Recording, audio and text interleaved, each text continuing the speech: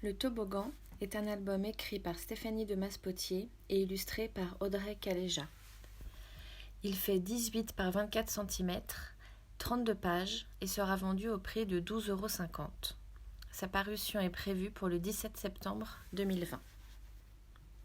Après Louise, la disparition de Chou, J'aimerais, La sieste et Lénie veut aller danser, Stéphanie de Maspotier signe avec le Toboggan son 6e album à l'étagère du bas. Nous aimons beaucoup travailler avec Stéphanie de Maspotier car elle a une écriture directe, limpide, poétique et tournée vers l'imaginaire. Auteure depuis 4 ans, elle est publiée chez différents éditeurs. Grasset Jeunesse, De la Martinière Jeunesse, Lagrume, Hélium, Les Fourmis Rouges, Sarbacane et d'autres.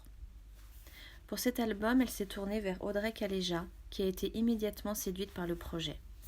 Audrey Calleja est illustratrice depuis une quinzaine d'années pour la presse et pour l'édition jeunesse. Elle a travaillé avec de grands éditeurs tels que Le Seuil Jeunesse, Le Rouergue, À Pas de Loup, La Martinière Jeunesse, Sarbacane et d'autres encore. Elle a aussi réalisé l'affiche du Salon du Livre et de la Presse Jeunesse de Montreuil en 2014 à l'occasion de la 30e édition du Salon. Audrey Calleja a un style bien à elle et très reconnaissable. Elle mélange des techniques d'illustration, donc crayon de papier, de couleurs, de l'aquarelle, des encres, et joue beaucoup avec les collages et les matières. Particulièrement sensible aux motifs géométriques et floraux, il se dégage une grande élégance, une finesse, une poésie minimaliste de son travail.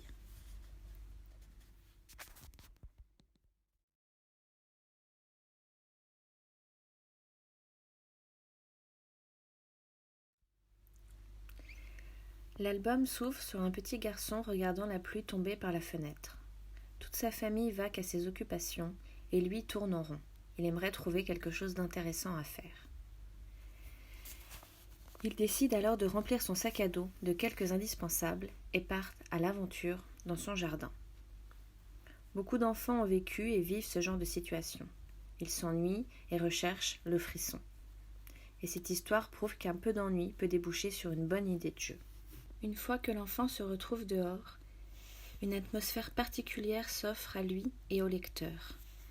L'enfant doit suivre un chemin, dépasser des collines qui ont des yeux, rencontrer des animaux, des moutons, des lapins, etc., pour enfin arriver à sa cabane, qui est un toboggan avec une porte. Donc le monde imaginaire du petit garçon ne va faire que s'accroître lorsqu'il rentre dans son toboggan, qu'il nomme de différentes manières.